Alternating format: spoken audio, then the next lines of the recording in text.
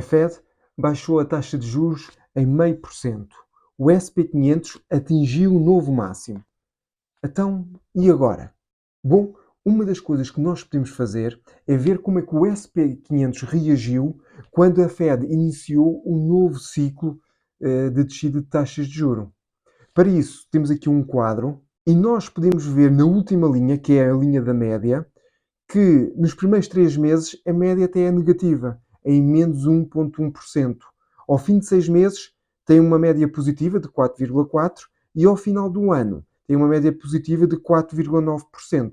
Mas, mais importante do que vermos a média, é ver em cada um destes anos qual foi o motivo que levou a Fed a baixar as taxas de juros e se algum deles se enquadra naquilo que está a acontecer neste momento.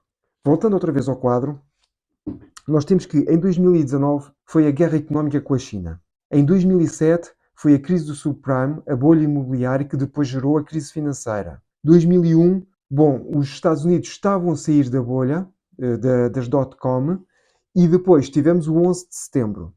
1998 foi uma crise monetária que começou na Tailândia, afetou o resto da Ásia, passou para a América Latina e que depois, já na Rússia, originou a falência de uma grande casa de investimento, um hedge fund dos Estados Unidos. E em 1995, depois da subida da taxa de juros que existiu em 1994 para controle da inflação, a Fed decidiu começar a baixar as taxas de juros para existir então um estímulo económico, uma vez que a inflação estava em controle.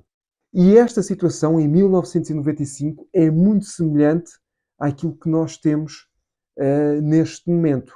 Então, vamos ver como é que está 1995. Ora, tivemos nos primeiros 3 meses uma subida de 5,1%, nos 6 meses 8%, e ao final do ano o SP500 tinha subido 13,4%. Portanto, um crescimento francamente positivo. Portanto, agora resta-nos ver, se calhar, como é que estava o SP500 na altura e como é que está o SP500 agora. E o que eu quero dizer com isto? Quero ver como é que o SP500 estava em termos de Price to Earnings Ratio. E nós podemos ver que em 1995 o SP500 estava dentro da média. Ou seja, eles na altura a média era à volta de 15 e em 95 estava dentro dessa média. Neste momento o Price to Earnings Ratio está na ordem dos 30. Portanto, está quase ao dobro da média. Será então que o SP500 estará caro? Ora, mediante aqui este rácio do Price to Earnings Ratio, nós temos que duas variáveis. Temos o preço que vai dividir pelo ganho. Neste momento temos um preço elevado relativamente ao ganho. Mas isso também pode ser porque o mercado está a projetar um crescimento dos ganhos. E se nós olharmos para as principais empresas do SP500, nós vamos ver que são empresas que estão projetados grandes crescimentos, nomeadamente Nvidia, Meta, Microsoft, Alphabet, Amazon. Portanto, são tudo empresas que têm um peso muito grande no índice, que influenciam o índice a nível do crescimento nos últimos tempos. O Price to Earnings Ratio, ou seja, o mercado pode estar a projetar um crescimento dos ganhos e, como tal, e como nós sabemos que tudo regressa à média, a média é que também ela pode ser alterada. Podemos estar com um Price to Earnings Ratio perto dos 30, mas ele agora pode baixar porque os ganhos vão subir. Ou então pode ser por outra razão. Ou então o mercado está realmente caro e o SP500 provavelmente pode baixar o seu preço, regressando desta forma à média. Na minha opinião, e atenção, isto não é aconselhamento financeiro, isto é só a minha opinião pessoal. Eu acho que o SP500 está caro. Acho que os ganhos poderão subir, mas a variável que realmente vai ter que se mexer para o Price to Earnings Ratio vir à média, e atenção, não estou a dizer uma média de 15, porque isto aqui então estaríamos a falar de 50% de queda, mas estou a falar de um Price to Earnings Ratio à volta dos 20, 21, dada a projeção que pode existir através das novas tecnologias que estão a aparecer, sejam elas inteligência artificial, novas formas de energia. Portanto, acho que poderá existir realmente aqui um ganho, mas o preço acho que vai ter que descer. Mas isto é a minha opinião. Portanto, eu sou mais a favor da segunda hipótese, da descida de preço do SP500. E isto agora tudo para tentar chegar ao quê? Que ninguém tem uma bola de cristal. E ninguém vai conseguir adivinhar o que é que vai acontecer a seguir. Porque reparem, eu no final do ano passado, em 2023, tinha feito o vídeo a fazer um estudo se o SP500 estaria caro ou não. E eu concluí nesse vídeo que o SP500 estava caro. Ora, acontece que o SP500 realmente está caro, continua ainda mais caro, mas no year to date, se nós formos a ver, o SP500 está a ganhar 20%. Portanto, perante estes dados que eu aqui agora referi, se nós, por um lado, tivemos em 1995 uma soft landing, que é aquilo que a Fed está a tentar fazer também nos dias de hoje, por outro lado, temos um mercado que está muito acima daquilo que é o preço normal dele. E agora, entrando aqui numa outra parte do vídeo, as taxas de juros realmente têm influência nas empresas. Todos nós sabemos que com a subida de taxas de juro, as ações e as obrigações têm uma tendência para descer.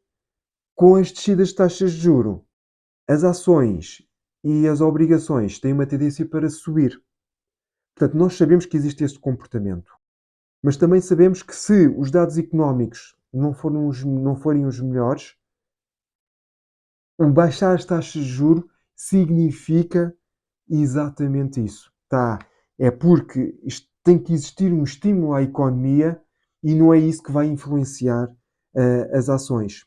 Portanto, o que é que eu quero dizer com isto?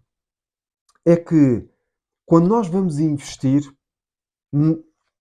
podemos ter em consideração as taxas de juros e a influência que elas podem criar se nós estivermos a investir num negócio e tentar perceber, ok, esta empresa, se a taxa de juros subir, é complicado porque ela está carregadinha de dívida. E, portanto, tem que ter isto em consideração nas subidas de taxas de juros. Será que o preço e a margem de segurança que eu estou a dar é suficiente? Portanto, dentro da minha análise, tenho que projetar isso. Porque, sim senhora, influencia. Mas não é a base do meu investimento. Não é a base da minha análise. É um dos pormenores que eu tenho que ver na análise que eu estou a fazer no ativo onde vou investir. Está bem? Não cometam aquele erro de investir num ativo só porque vai ser influenciado pelas taxas de juros. Porque vocês podem estar a dar um tiro no escuro e não sabem onde é que estão a acertar. Portanto, é preciso ter muito cuidado. Quando nós estamos a investir numa ação individual, numa empresa, no negócio, nós temos que ver um negócio, quais são os fundamentos do negócio. E depois, dentro da análise, verificar qual é a influência da taxa de juros. Se nós estivermos a investir, por exemplo, num SP500, nós temos que perceber, será que a economia dos Estados Unidos vai continuar a crescer? Como é que estará a economia dos Estados Unidos daqui a 20 anos? Será que vai produzir mais do que aquilo que produz hoje? Se produz, se na nossa análise nós achamos que sim, que vai produzir, então valerá a pena investir no SP500. Daí que dollar cost average no SP500 ou num ETF a nível mundial, porque a economia a nível mundial acaba sempre também ela por crescer, é uma das melhores estratégias que existem e que tem batido a maior parte dos fundos ativos e pessoas que são tão dedicadas àquele negócio.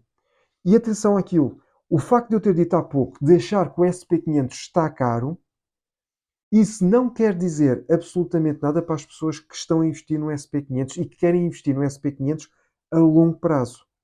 Isso só significa uma coisa, é que a probabilidade de ter um rendimento menor comprando hoje pode acontecer.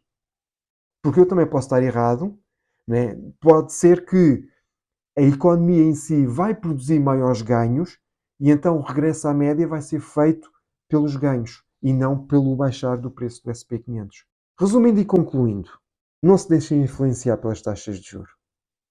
É importante, mas não é a razão principal pela qual nós devemos investir. Eu espero que este vídeo tenha trazido valor. Já sabes, se trouxe, dá aquele gosto. Se não és inscrito, inscreve-te. Eu te peço então com um forte abraço e bons investimentos.